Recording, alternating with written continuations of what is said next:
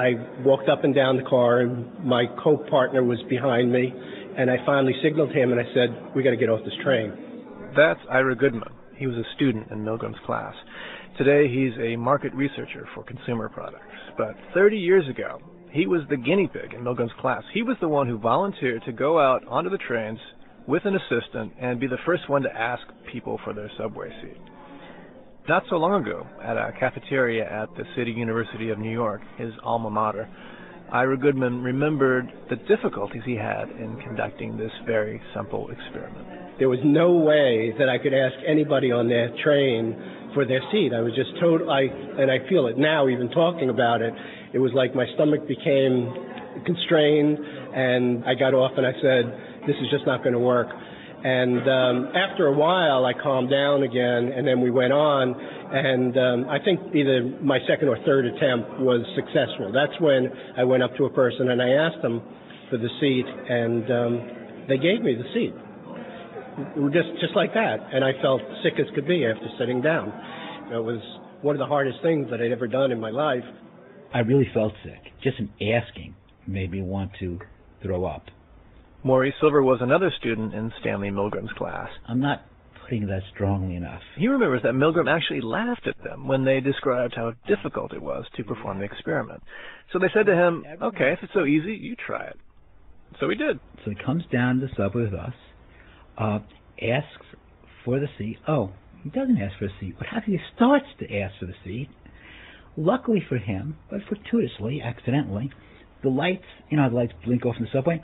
Lights blink off, and he runs to the next car. And he goes, "Pardon me, and runs to the next car. We all, breaking experimental neutrality, ran after Stanley, laughing to the next car, and made him do it. After that, Professor Milgram had to admit it was difficult. So difficult that he coined a term for it, the Goodman effect, in honor of its first victim. The Goodman effect was felt by absolutely everybody involved in the subway experiment, to one degree or another. Maurice Silver recalls his own peculiar puzzlement. For us, it was horrible. So horrible that, coward as I am, I dropped out of doing the experiment. Even though I know that I will never see these people again. Say subway, and we're not doing it on our home stops in Midtown. Yet, it's tremendously upsetting, and the best way to put your finger on it is embarrassing. Just the fact of all these people looking at you puts a tremendous pressure on you, pressure of embarrassment, not to do it. In other words, to stay in line, to not violate subway norms. Subway norms? Why do we need subway norms? Well, let's face it, subways are really weird places. You have a lot of people packed into a small space, most of them complete strangers to you, and people can be pretty unpredictable.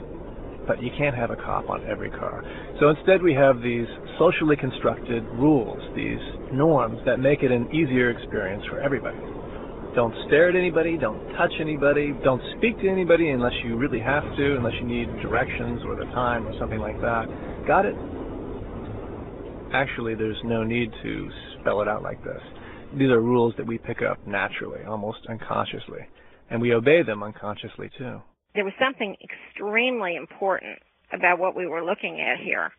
It has to do with what keeps the social fabric from fraying. Kathy Crow was also in Milgram's class, and now she's a practicing psychologist in the suburbs of Washington, D.C.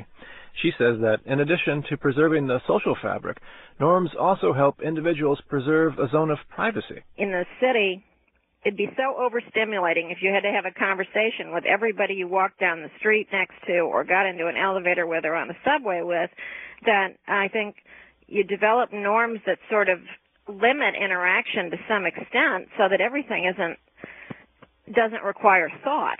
It simplifies things. There's a flip side to norms, though. Sometimes they're not so great. Sometimes they can even be very harmful and unjust. Think about this.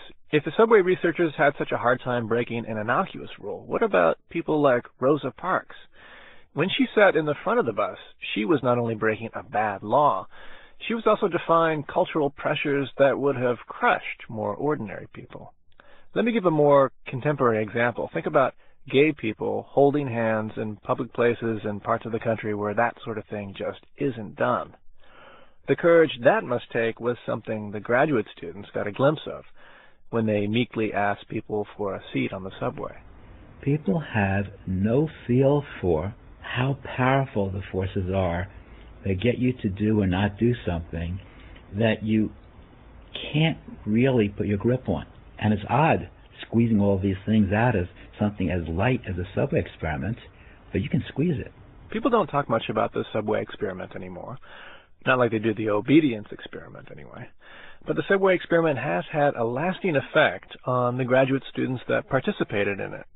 Maurice Silver, for example, he went on to teach his own classes in social psychology, and in spite of the fact that he could never do the experiment himself because of embarrassment, he used to have his own students go down into the subway and ask people for a seat. He wanted them to understand intimately what it was like to be vulnerable to one of the primary forces behind human behavior. But these days, he says, administrative and ethical rules have tightened up a bit, and he doesn't have his students conduct the subway experiment anymore. But if you can't make undergraduate students do it, who can you turn to? Interns. Hey, Matt. I have a question for you. The subway experiment meets the obedience experiment. Subject: intern Matt Lieber. I don't know. I really wouldn't want to do it, but I feel like if you said that you really wanted me to and that it was going to be part of my initiation as an unpaid intern, then I would probably have to do it. So, did Matt have to do the subway experiment? No, we didn't make him. There was something about the words unpaid intern. Would Stanley Milgram have made him do it? Ask his former graduate students. All right, so Curtis